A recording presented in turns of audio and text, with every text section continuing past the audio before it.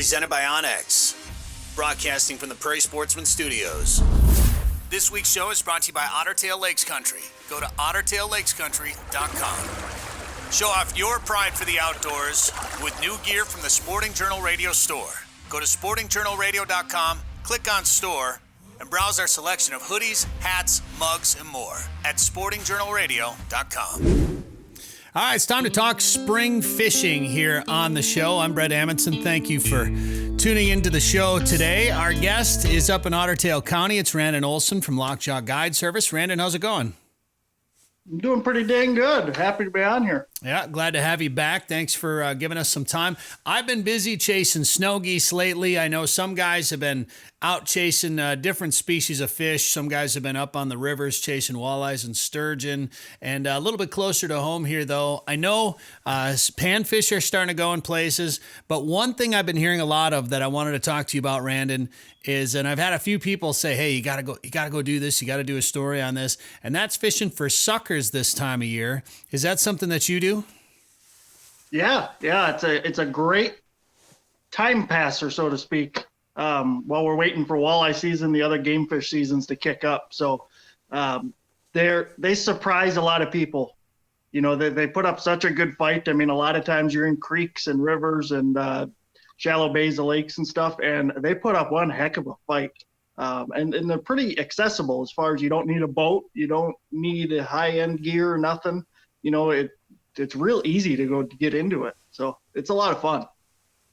People don't look at them as something to actually fish for, or something that would readily bite, some sort of presentation that you throw out there. What do you use? How do you fish for them?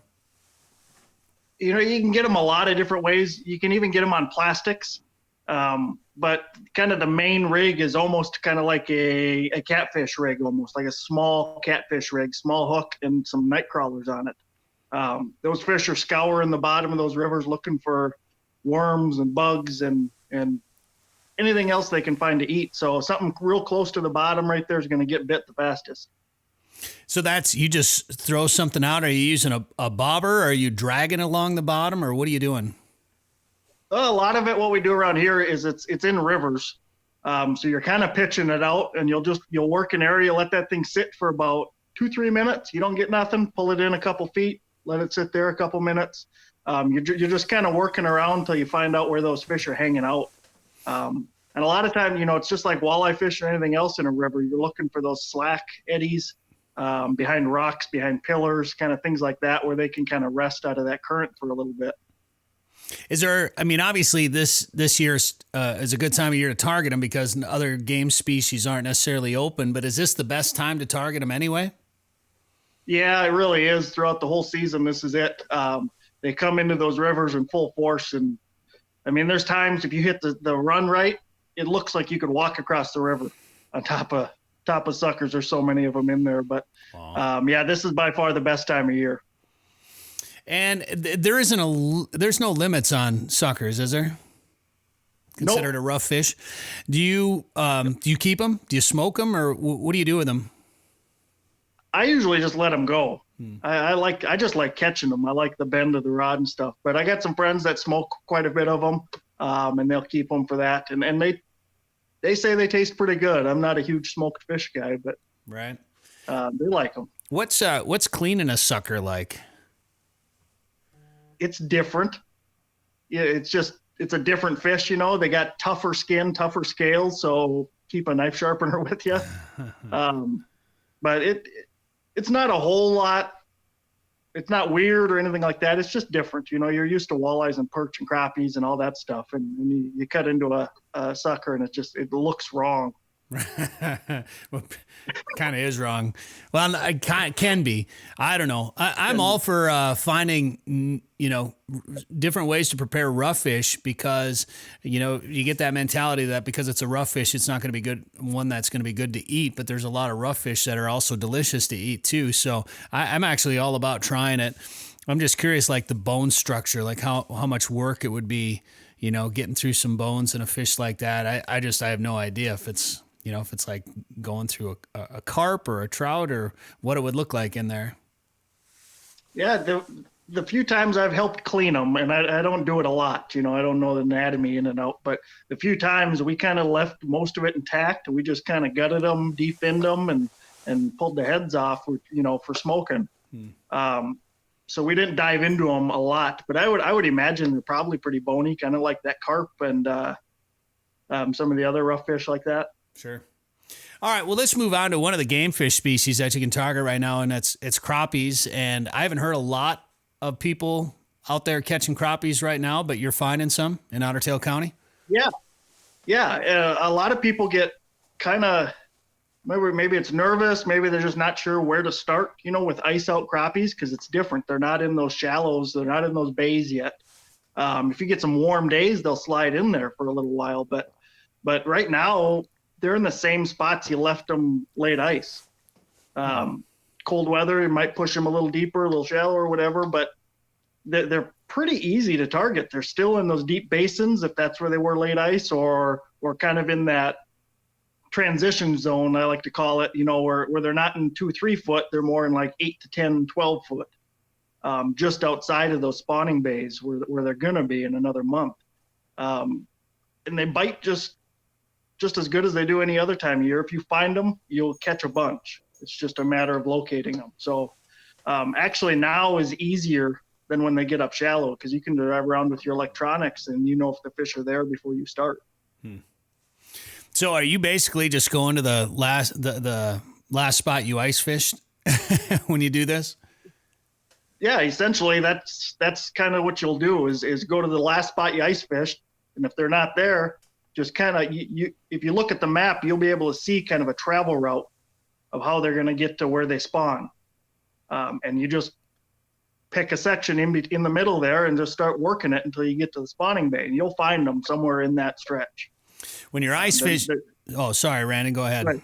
No, go ahead. Just going to say, when you're ice fishing, you're vertical jigging. Sometimes it's a real small tungsten with a waxworm or a spike on it or something like that. When you're in the boat, all of a sudden it's like a different mindset with open water versus ice fishing. You're using bigger rods and reels. You might be using a bigger presentation. Do you take some of that ice fishing philosophy with you when the water opens up, or do you transition over to more of that open water type gear? No, it's a lot of the same ice fishing gear, really, to a point. I'm not using the small tungstens and stuff. I am upgrading a little bit. Like hair is a really real big one for me. This in the early open water period. Any kind of a hair jig works awesome. There's something with hair and cold water that just the fish can't resist it. They got to eat it. But you're doing a lot of the same things. One thing I've noticed with crappies is until that water hits that like 50, 55, 57 up in that, they don't like to chase a lot yet. So you kind of got to get it in their zone. That vertical jigging presentation is the best. When you're using those hair jigs, are you tipping them with anything then? Nope. If you're using bait for crappies, then you're just wasting time. Yeah. We always used to just use little plastic tube jigs, basically.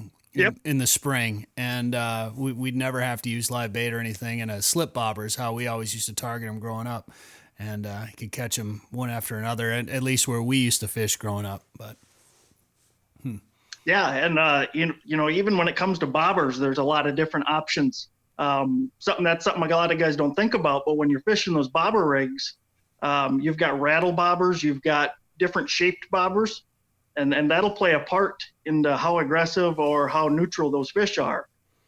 Just by, a lot of times when you're fishing those little tube jigs or hair jigs, you're popping it and letting it sit for a couple seconds and popping it.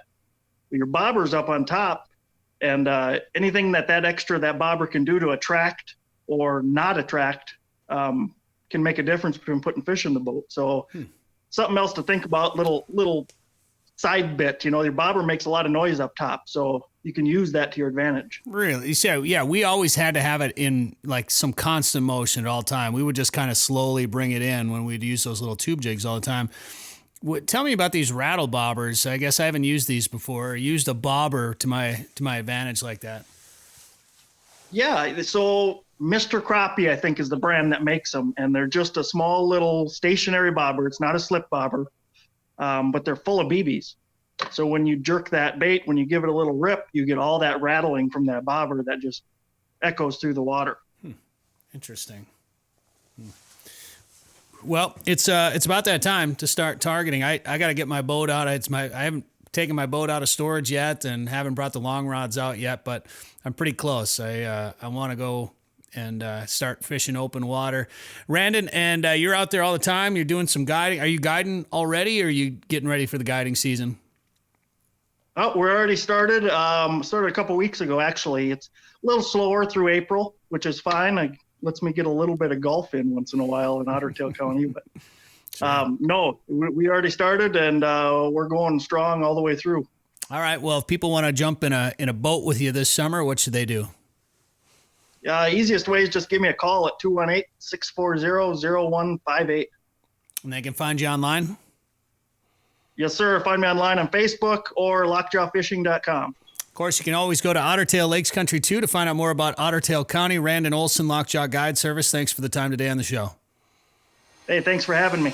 This has been the Finding Fins Fishing Podcast, part of the Sporting Journal Radio family. Subscribe wherever you get podcasts or go to findingfins.com and make sure to like our sponsors. Did you know there are more than 1,000 lakes in Otter Tail County? Yep, and I'm going to fish as many as I can. I'm an outdoorsy otter. Nothing beats a full day of fishing for me. The lakes of Otter Tail County give me plenty of options to lower my boat and snag the perfect catch. Not an outdoorsy otter? No problem. Otter Tail County has something for everyone. You just need to find your inner otter. To find your inner otter, go to OtterTailLakesCountry.com.